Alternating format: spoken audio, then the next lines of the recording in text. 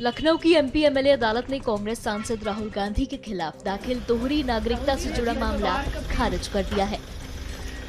ये याचिका राहुल गांधी की नागरिकता को लेकर दाखिल की गई थी, जिस पर सुनवाई के बाद अदालत ने इसे खारिज कर दिया। इस फैसले को राहुल गांधी के लिए एक बड़ी कानूनी राहत के तौर पर देखा जा रहा है।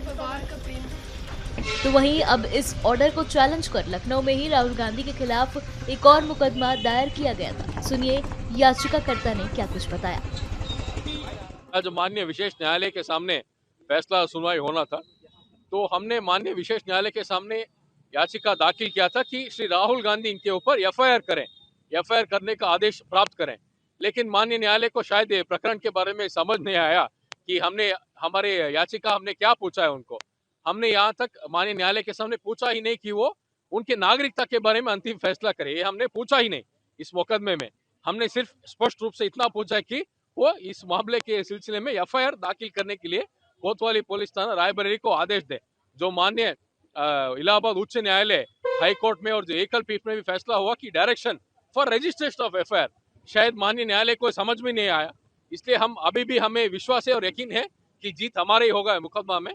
हम इसलिए इस ऑर्डर का अपील कर रहे हैं क्योंकि मुकदमा बहुत सीरियस था, शायद इसलिए माननीय न्यायालय ने रिस्क नहीं लिया इस मुकदमे में फाइनल एडजुडिकेशन ऑन मेरिट्स करने के लिए।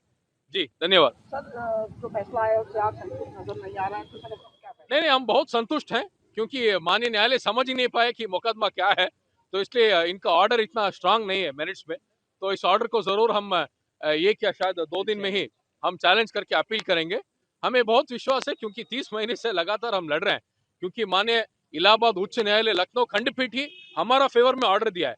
तो ये तो लोअर कोर्ट है, जब हाई कोर्ट ही नहीं खुद हमारे ऑर्डर पक्ष में हमने ऑर्डर दिया है, तो हमें जरूर विश्वास है और यकीन है कि जीत हमारा ही होगा मुकदमा में।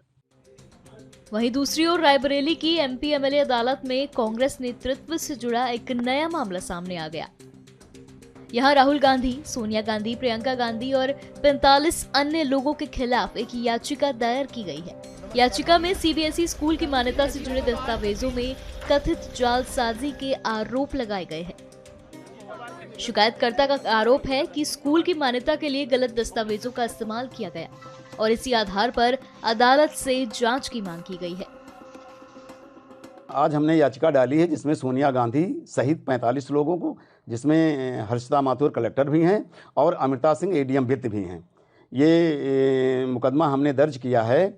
इन्होंने रमेश बहादुर सिंह जो भूमाफिया है, इसने बेली संस्कृत पाठशाला की ज़मीन, सरकारी ज़मीन और तालाब गाटा संख्या 267 की सरकारी ज़मीन पर इसने अवैध कब्जा कर रखा है, जालसाजी करके, कूटरचना करके, जिसमें ये सम्मिलित तमाम अधिकारी और कर्मचारी इसमें शामिल हैं। हमने इसकी जांच कराई और पीएमओ ऑफिस इन्होंने आख्या भेजी कलेक्टर ने और यहाँ भेजी सीएमओ ऑफिस, जिसमें पूरी शिकायत को सत्य लिखा और अंत में लिख दिया कि कार्रवाई पुलिस से अपेक्षित है। मैंने उन पत्राजातों को लेकर के 3 बार इनको हमने पत्र दिए कि आप इस पर एफआईआर दर्ज कराइए या मुझको एफआईआर दर्ज कराने का अनुमति दे दीजिए, तो ये हमसे मिलती नहीं है। एप्लीकेशन रख लिया, वो कूड़े में चली गई, हर्षिता माथुर जी ने उसको कहीं दर्ज भी नहीं कराया। तो इस तरह फिर हमारे पास यही विकल्प बचा कि इसको न्यायालय जा करके हम न्यायालय से कार्रवाई कराएं। ये जालसाजी, कूट रचना, धोखाधड़ी जो भी हुई है ज़मीन के मामले में, ये मुकदमा दर्ज हो, न्यायालय न्याय करे और ये तालाब खाली कराए, इन अपराधियों को सजा मिले।